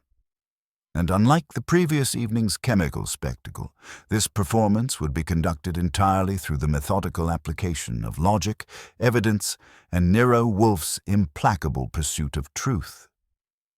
The private dining room at Rustermann's had been stripped of its usual elegance and transformed into something that felt more like a courtroom than a place where civilized people gathered to appreciate fine cuisine.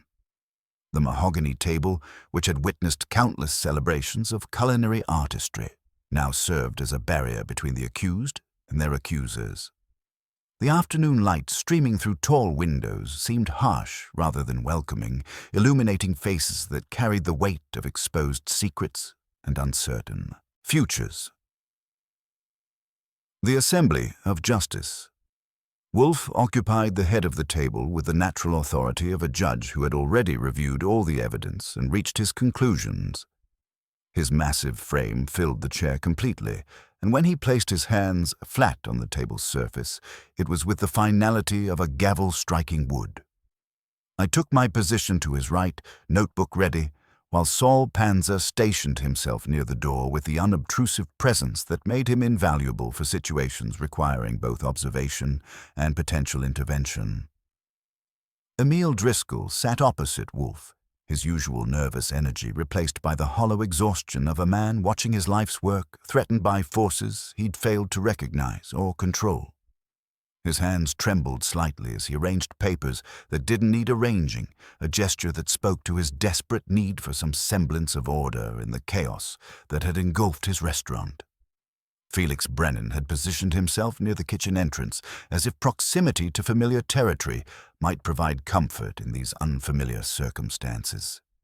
His chef's whites were immaculate, but his face bore the expression of a man who had discovered that his kitchen, his sacred domain, had been violated by forces beyond his understanding. Paolo Savarese entered last, gliding into the room with his characteristic grace, but I noticed the subtle changes that betrayed his inattention. The smile was perfectly calibrated, the posture impeccable, yet there was something in his eyes, a watchfulness that hadn't been there before, the careful attention of a man who understood he might need to defend himself.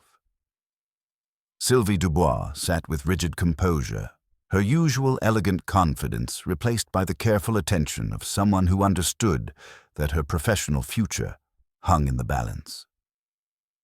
Julian Thorne occupied a corner chair, clutching his notebook with white-knuckled determination, while Marcus Webb and Elena Vasquez flanked Arthur Finch, who had arrived with legal counsel and the defensive posture of a man already resigned to public disgrace. The methodical unraveling. Wolfe surveyed the assembled group with the satisfaction of a naturalist who had finally gathered all specimens necessary for a comprehensive study. He lifted the tampered confession from the folder beside his place and spread it flat on the table where everyone could observe both the original text and the additional message that had appeared after our evening at the gala. "Ladies and gentlemen," he began, his voice carrying the weight of final judgment, "we are gathered to address not one conspiracy, but two. The first involved systematic fraud designed to compromise Rusterman's reputation while enriching its perpetrators. The second involved the manipulation of legitimate efforts to expose that fraud for personal gain and criminal concealment. Arthur Finch's attorney immediately interjected, "Mr. Wolfe, my client has already been subjected to a public spectacle." "Your client," Wolfe interrupted without raising his voice, "constructed an elegant web of conflicts of interest that would have continued indefinitely without Mr. Thorne's intervention. You may take notes, counselor, but you may not filibuster." He turned his attention to the confession. "Mr. Thorne wrote this document in invisible ink, detailing his discovery of systematic corruption involving ingredient substitution, fraudulent invoicing, and compromised quality control. His method of revelation, chemical messages that would become visible when wine reached serving temperature, was both elegant and effective." Julian Thorne straightened slightly, perhaps finding courage in having his intentions finally understood and articulated. "But," Wolfe continued, his gaze shifting around the table, "someone enhanced his demonstration, transforming discreet exposure into public spectacle. This enhancement required advanced chemical knowledge, access to the wine cellar after normal hours, override codes for the security system, and intimate knowledge of restaurant service timing. The evidence presented. Saul materialized at Wolfe's shoulder with the quiet efficiency that made him invaluable, carrying a folder thick with documentation. He spread photographs across the table, images of tampered wine bottles, financial records, inventory discrepancies, creating a visual timeline of systematic crime. The enhancement involved professional-grade chemical accelerants applied to 15 wine labels, Saul reported with mechanical precision. The cellar access log shows entries at 4:30 by Ms. Dubois, 5:15 by Mr. Savarese, 6 o'clock by Mr. Thorne for final preparations, and at 7:20 an override code was used. The override code was registered to Paolo Savarese. For the first time since entering the room, Savarese's composure showed hairline cracks. During service? Impossible. I couldn't leave the floor. Ask anyone. The room was full of guests requiring attention. The room was full of guests, Wolfe agreed. But at 7:20 they were seated, wine service had begun, and your temporary absence would have been interpreted as orchestration rather than abandonment. In any event, whether you went personally or dispatched someone with your code is secondary to the larger question. He leaned forward slightly, a movement that from Wolfe carried the weight of an avalanche. Mr. Savarese's financial records showed 22 deposits over the past 14 months from antiquarian wine auctions, totaling $138,000. The lots correspond precisely to bottles recorded as missing from Rusterman's inventory. The trap revealed Savarese's theatrical composure finally began to crumble. "Coincidence," he said, but his voice had lost its polished smoothness. "I consult privately. I place wines for clients who prefer discretion. Do you also plant listening devices in my office?" Wolfe asked with deceptive mildness. "I produced the button-sized transmitter, letting it click once against the wood for emphasis. "Found under the interview chair," I announced. "Active during our conversations with all three primary suspects. The floral messenger who visited our brownstone last night carried credentials from La Fleury. Rustermann's house account, authorized by Paolo Savarese." "We use La Fleury regularly," Savarese protested. "I authorize arrangements constantly." "Do you habitually sign delivery receipts with your initials P.S.?" Wolfe inquired. Fritz observed the messenger examining the spines of my books. An unusual activity for someone delivering flowers. The same initials appear on the forged postscript added to Mr. Thorne's confession. He indicated the additional text that had appeared after our gala attendance. This postscript directing suspicion toward Mademoiselle Dubois was intended to discredit her inventory documentation while deflecting attention from your systematic theft. The handwriting differs from the original. Lighter pressure, quicker strokes, different letter formations. The complete exposure. Wolfe's massive head turned toward Sylvie Dubois. "Your documentation of wine inventory discrepancies posed a particular threat to Mr. Savarese's operation. By implicating you in fraudulent activity, he hoped to neutralize your evidence while maintaining his position above suspicion." "The wine fraud was sophisticated," Saul continued, consulting his notes. "Expensive bottles replaced with cheaper substitutes, labels carefully preserved and reapplied, inventory records altered to conceal substitutions.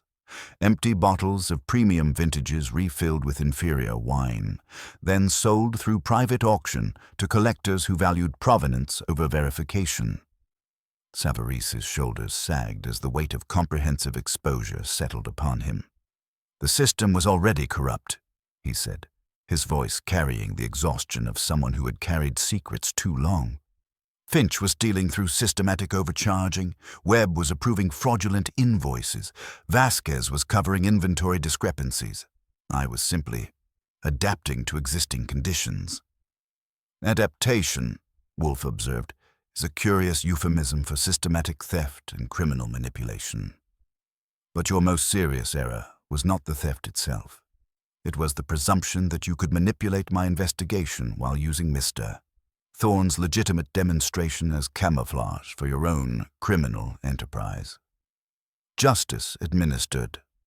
The room fell silent except for the distant sounds of kitchen activity, the normal rhythms of restaurant operation that seemed surreal against the backdrop of exposed corruption. Wolfe allowed the silence to stretch, letting the weight of revelation settle upon everyone present. "Mr. Savarese," he said finally, "you will face prosecution for theft, fraud, and obstruction of justice. Your enhancement of Mr. Thorne's demonstration was not an act of conscience, but a calculated attempt to create chaos that would conceal your crimes." He turned to Arthur Finch, whose legal counsel was frantically taking notes. "Mr.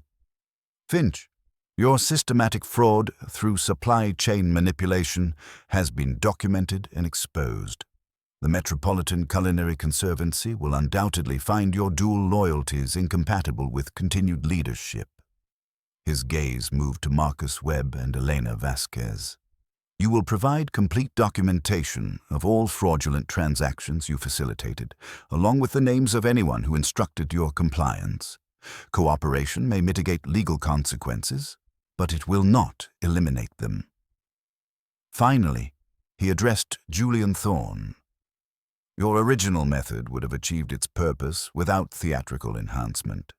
Sometimes the truth requires no amplification, only proper presentation to appropriate authorities." The restoration of order. As police officers, summoned by Saul's earlier call, entered to take Paolo Savarese into custody, the atmosphere shifted from tension to fragile resolution. The maitre d', who had orchestrated service with such elegant precision, was led away in handcuffs, his professional composure finally shattered by the weight of comprehensive exposure. Arthur Finch departed with his attorney, already discussing damage control strategies that would prove inadequate against the mountain of evidence Saul had compiled. The others began to disperse, each carrying the burden of their role in the corruption that had threatened to destroy Rustermann's reputation. Wolfe remained seated, surveying the scene with the detached satisfaction of a chess player who had successfully executed a complex endgame.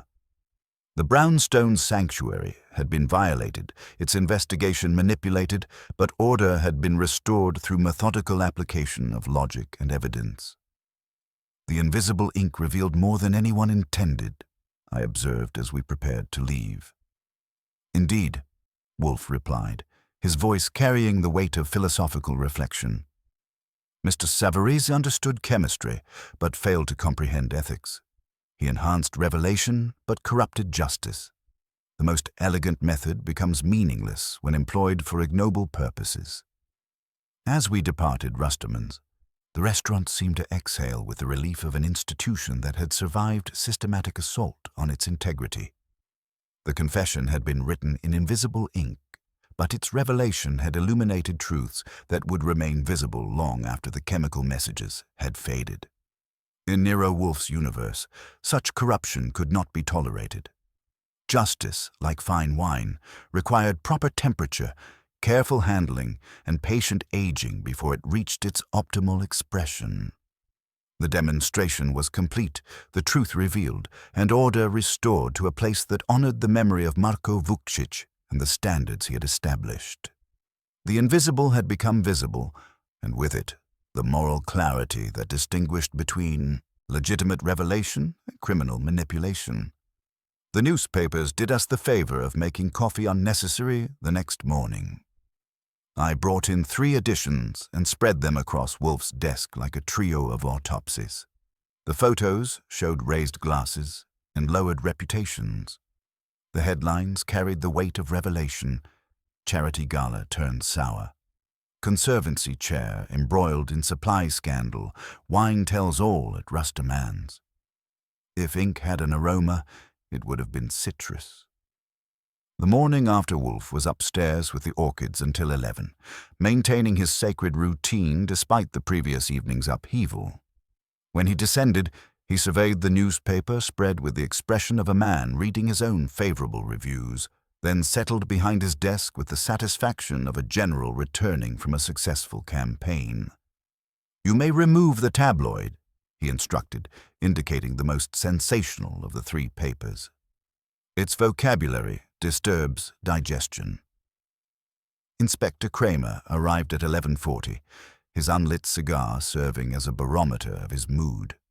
He planted himself in the red leather chair with the weight of a man who'd spent his morning fielding calls from outraged donors and explaining to his superiors how a charity dinner had turned into a public exposure of systematic fraud. "Next time you plan a floor show," he told Wolfe without preamble, "file a permit. Half the city's social register is calling downtown to explain how they were victimized by wine labels." Wolfe's eyelids drooped slightly. "If you require a permit for justice, Inspector, you must petition higher authorities than the New York Police Department." "What I need," Kramer said, parking his cigar in the corner of his mouth, "is a sequence. Who wrote the confession? Who enhanced it? When you knew each piece, and why my crime scene looked like a chemistry demonstration." I handed him Saul's meticulously prepared folder. Julian Thorne wrote the original confession using lemon juice and a harmless, heat-activated indicator. Paolo Savarese enhanced it with professional-grade chemical accelerants and used his override code to access the wine cellar at 7:20 during service. The surveillance device in our office came courtesy of a messenger from La Fleury, Rustermann's house florist, charged to Savarese's account with his initials on the receipt. Kramer examined the evidence with professional thoroughness, his expression shifting from skepticism to grudging admiration. "The wine theft operation." "Sophisticated and extensive," Wolfe replied. "Mr. Savarese replaced expensive bottles with cheaper substitutes, preserved the original labels, and sold the authentic wines through antiquarian wine auctions. His deposits over 14 months totaled $138,000. Character resolutions. The afternoon brought a parade of visitors, each seeking resolution or offering gratitude. Sylvie Dubois arrived first, carrying a carefully wrapped bottle that she placed on Wolfe's desk with ceremonial precision. "A 1947 Chateau d'Yquem," she announced, "from the staff at Rustermann's in honor of Marko Vukcic." Not payment, tribute. Wolfe regarded the bottle with the reverence he reserved for objects of genuine worth. "Mademoiselle, such tribute honors both the giver and the recipient. Archie will secure it properly." She conveyed Driscoll's request that Wolfe serve as advisor during Rustermann's transition, which he accepted with characteristic conditions: dual authorization for cellar access, separate procurement committees, and a conflict of interest policy enforced by outside counsel. Emile Driscoll called to discuss financial arrangements, his voice carrying the exhaustion of a man rebuilding trust from the foundation up. Wolfe's terms were precise: half his usual fee in cash, the remainder endowed as a scholarship fund for young chefs demonstrating both skill and integrity, independent of the compromised conservancy.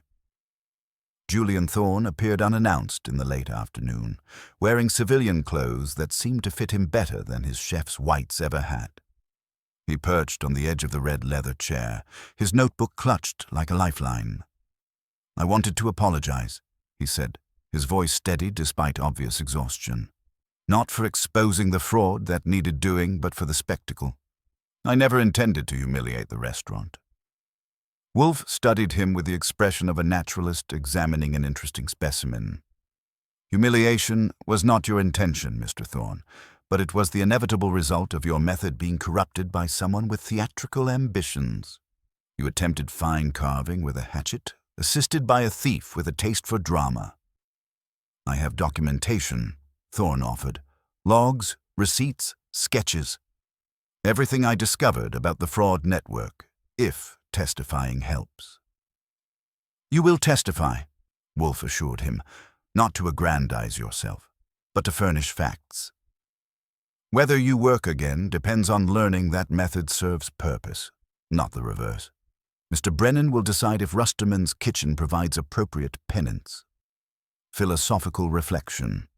That evening, as Fritz served dinner with the precision that marked all meals in the brownstone, Wolfe reflected on the case's broader implications. The duck with blackcurrant sauce provided a counterpoint to the day's revelations, a reminder that excellence required integrity as well as skill. "The human capacity for self-deception, Archie," he observed over coffee, "often exceeds the capacity for honest self-examination. Mr. Savarese possessed considerable skill in both chemistry and theater, yet failed to comprehend that justice requires precision rather than spectacle." He lifted the 1947 Wyquem, reading its label with the attention other men reserved for scripture. "This will not be opened tonight. It will abide, as will the truth it represents." Mr. Thorne's invisible ink revealed more than specific crimes. It illuminated an entire network of moral compromise that threatened an institution I hold in considerable regard. The restoration complete.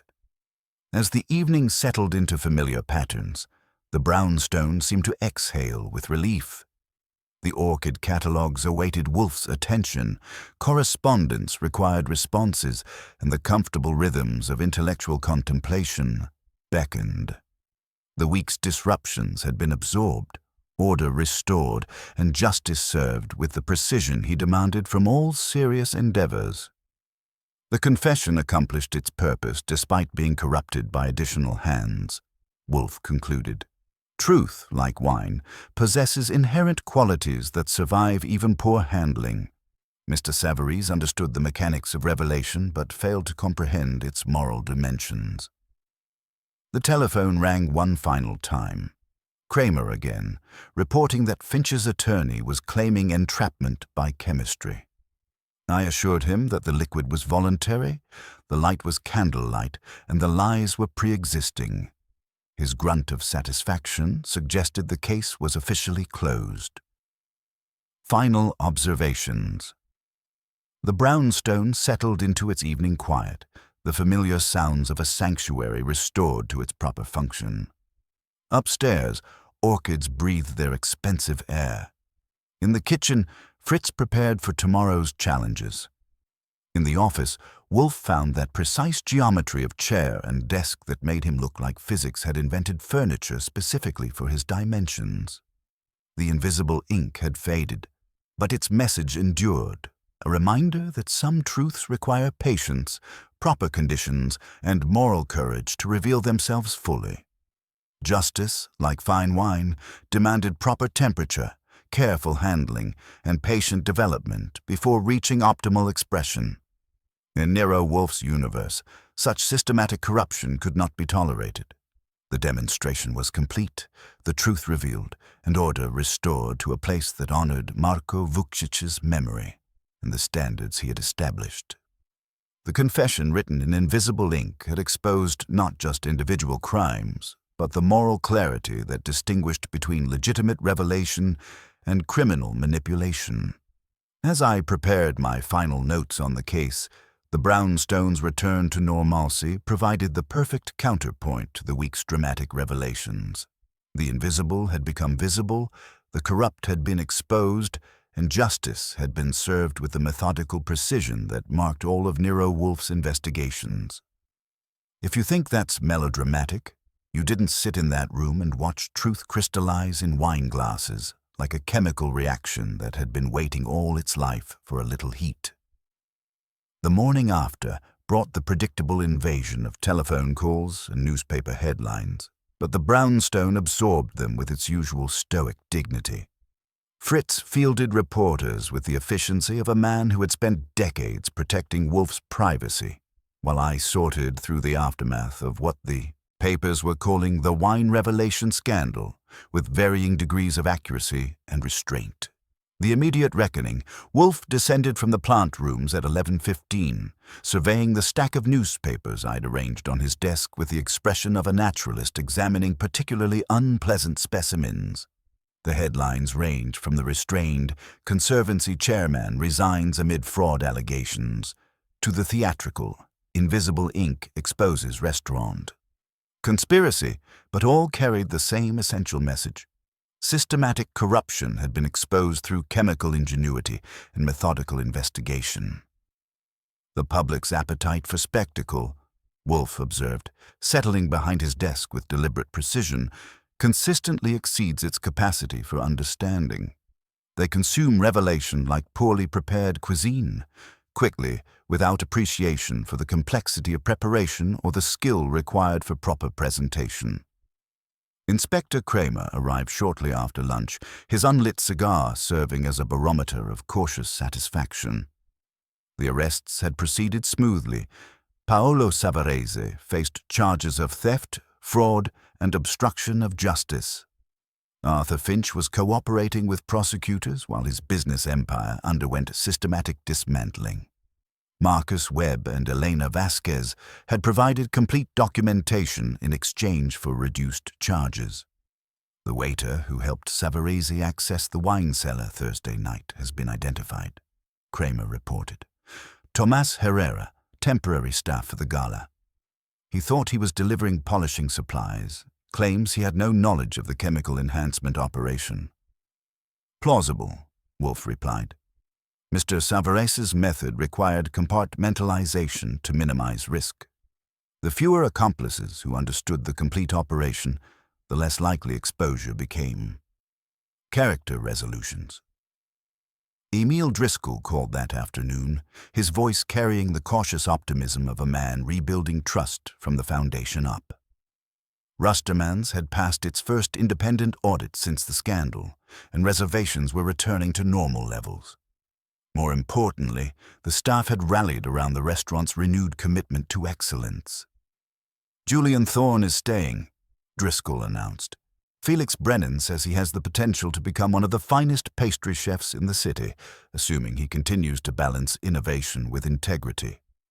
We're also implementing your recommended oversight procedures, dual authorization for all supply orders, quarterly inventory audits, and a conflict of interest policy enforced by outside counsel.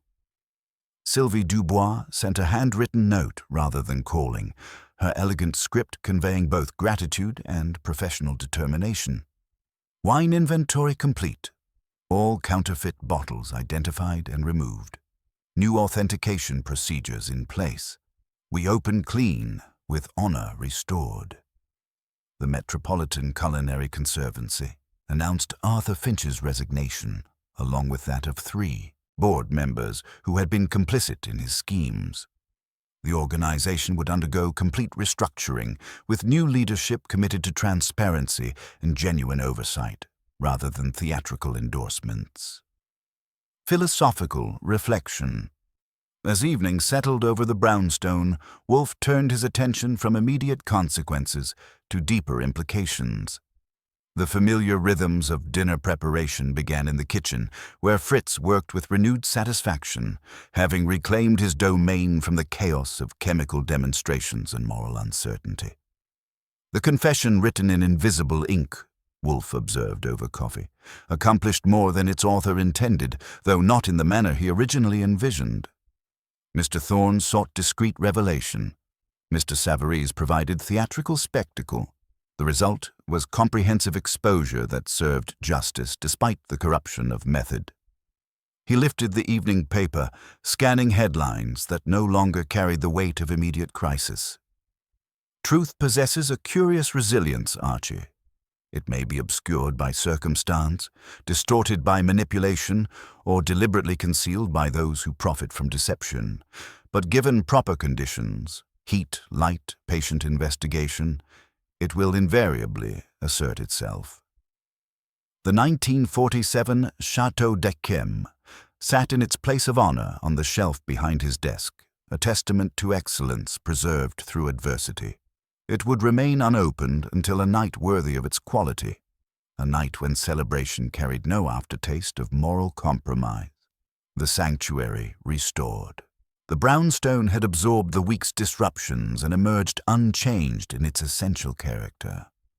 The orchids upstairs breathed their expensive air, the correspondence awaited attention, and the comfortable patterns of intellectual contemplation beckoned. The red leather chairs had been swept for surveillance devices and found clean.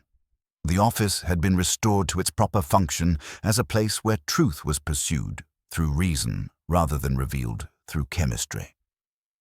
Mr. Savarese's greatest error, Wolfe concluded, was not his theft of wine or his manipulation of Mr. Thorne's demonstration.